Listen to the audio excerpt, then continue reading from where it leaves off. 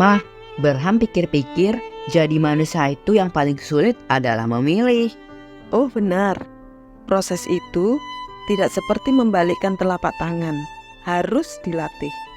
Bagaimana caranya?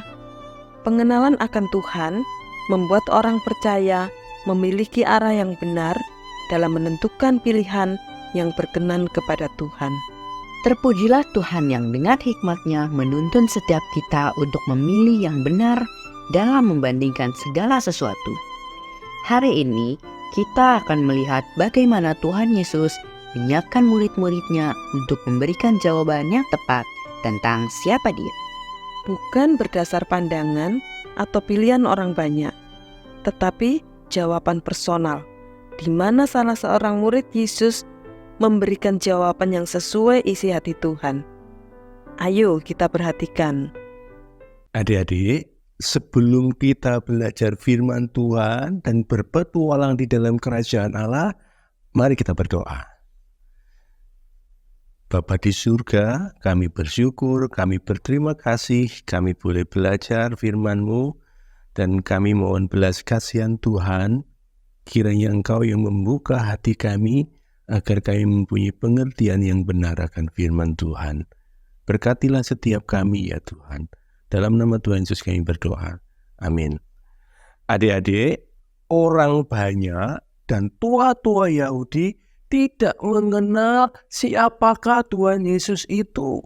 Dan mereka tidak mau menerima bahwa Tuhan Yesus adalah Dia yang diutus oleh Bapa di surga. Karena itulah benturan antara Tuhan Yesus dengan orang banyak dan tua-tua Yahudi tidak bisa dihindarkan. Murid-murid Tuhan Yesus yang selalu mengiring Tuhan Yesus tentu juga tidak terhindar dari benturan ini adik-adik. Akankah murid-murid mengenal Tuhan Yesus?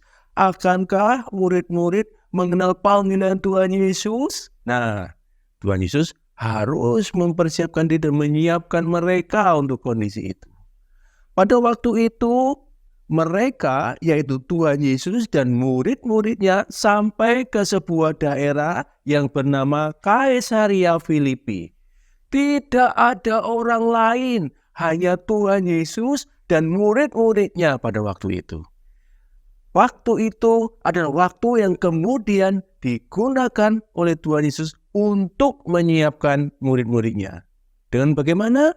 Dengan memberikan sebuah pertanyaan kepada murid-murid. Tuhan Yesus berkata, menurut orang banyak, siapakah aku ini? Adik-adik, ketika Tuhan Yesus melayani orang banyak, tentu ada begitu banyak pendapat yang disampaikan mereka mengenai Tuhan Yesus. Itulah kemudian murid-muridnya menjawab, ada yang mengatakan bahwa engkau adalah salah satu nabi. Ada yang mengatakan bahwa engkau adalah Yeremia.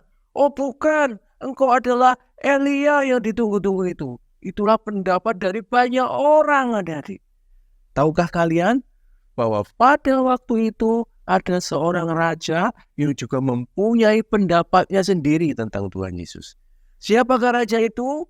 Dia adalah Herodes. Apakah pendapatnya? Herodes berpendapat bahwa Tuhan Yesus ini adalah Yohanes Pembaptis yang bangkit lagi.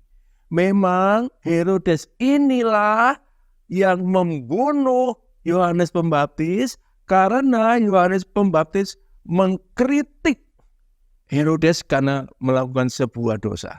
Kemudian Yohanes Pembaptis ditangkap, dipenggal kepalanya. Nah, dia melihat ada sesuatu yang lain dalam pelayanan Tuhan Yesus. Ada kuasa dalam pelayanan Tuhan Yesus. Adik-adik, itulah mengapa Tuhan Yesus juga harus menyiapkan murid-muridnya supaya mereka juga bisa melihat sesuatu yang lain dalam pelayanan Tuhan Yesus. Karena itu, dari pertanyaan menurut banyak orang siapakah aku ini, kemudian Tuhan Yesus bertanya secara pribadi kepada mereka. Menurut kamu, siapakah aku ini? Nah, adik-adik, jawaban murid-murid ini adalah jawaban yang dihindari oleh orang banyak. Tapi sekarang dinyatakan oleh murid-murid yang diwakili oleh Petrus. Petrus berkata, engkau adalah Mesias, anak Allah yang hidup. Adik-adik, dari perkataan Petrus ini sebenarnya mengandung sebuah pengertian yang sangat dalam. Mereka berarti mengenal bahwa Tuhan Yesus adalah Mesias yang diutus oleh Bapa di surga untuk turun ke dalam dunia. Diutus untuk apa, adik-adik? Diutus untuk menggenapi apa yang telah Tuhan janjikan berabad-abad sebelumnya yang tertulis di dalam kitab Perjanjian Lama. Apakah itu? Menjadi juru selamat manusia. Jadi dengan pernyataan Petrus itu, adik-adik, murid-murid mengenal siapakah Tuhan Yesus. Dia adalah Mesias, Anak Allah yang hidup. Dengan perkataan Petrus ini, murid-murid mengenal Tuhan Yesus, mengenal panggilannya sebagai orang yang mau mentaati Tuhan dan menjadi juru selamat manusia. Adik-adik, mengapakah murid-murid ini mengenal Tuhan Yesus, mengenal panggilannya, adik-adik? Apakah karena murid-murid ini terus-menerus bersama dengan Tuhan Yesus? Apakah murid-murid ini lebih banyak melihat mujizat-mujizat yang dikerjakan oleh Tuhan Yesus? Apakah karena murid-murid itu begitu dekat dengan Tuhan Yesus? Tidak, adik-adik. Bukankah orang banyak itu juga melihat mujizat-mujizat yang dilakukan oleh Tuhan Yesus, tapi mereka tetap tidak mengenal siapakah Tuhan Yesus, tidak mengenal panggilan Tuhan Yesus. Jadi, mengapakah murid-murid bisa mengenal Tuhan Yesus, bisa mengenal panggilannya? Karena Bapa di surga yang menyatakan demikian kepada mereka. Itu yang dikatakan oleh Tuhan Yesus. Tuhan mau mengajarkan apa kepada kita, adik-adik? Kita hanya bisa melihat Tuhan Yesus sebagai Mesias, Anak Allah yang hidup itu. Kita hanya bisa melihat Tuhan Yesus sebagai juru selamat dunia ini kalau Tuhan menyatakannya kepada kita. Tidak ada orang yang sepandai apapun, sepintar apapun, sebijaksana apapun yang bisa mengenal akan hal ini jika Tuhan tidak membukakannya. Adik-adik, ialah kita boleh bersyukur kepada Tuhan kalau Tuhan membukakan hati kita sehingga kita dapat mengenal Tuhan Yesus sebagai Tuhan, sebagai juru selamat kita. Dan Tuhan Yesus mengatakan, berbahagialah. Mengapa berbahagia, adik-adik? Karena mengenal Tuhan Yesus itu jauh lebih berharga daripada emas, perak, dan semua harta yang kita punyai. Mengapa? Karena mengenal Tuhan Yesus berarti mengenal keselamatan yang Tuhan berikan. Keselamatan kita harganya jauh lebih mahal. Seandainya dunia ini pun diberikan kepada kita, tidak cukup untuk menggantikan nyawa kita.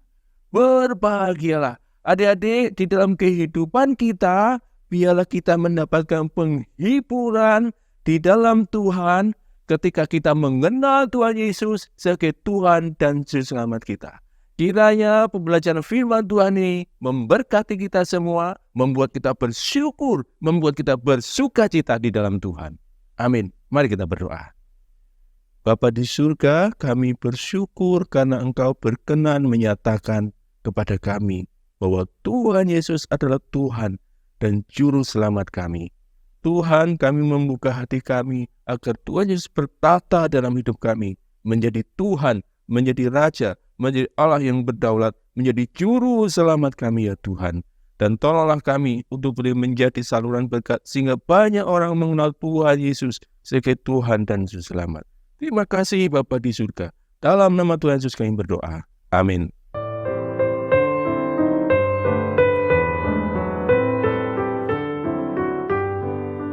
Sobat BDKA, ternyata Kristus sangat berkenan terhadap murid-muridnya yang penuh dengan pengetahuan di dalam anugerah. Tapi kita nggak boleh sombong, karena semua pengetahuan dan kebenaran itu diperoleh dari Tuhan.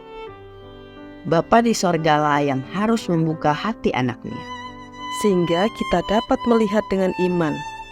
Setiap orang yang telah berserah kepadanya baru dapat melihat Dia sebagai Kristus. berhak mengakui Kristus adalah Juru Selamat yang diutus Allah. Mari kita melanjutkan petualangan dalam Matius 16 ayat 18-20. Terpujilah Tuhan Yesus Kristus.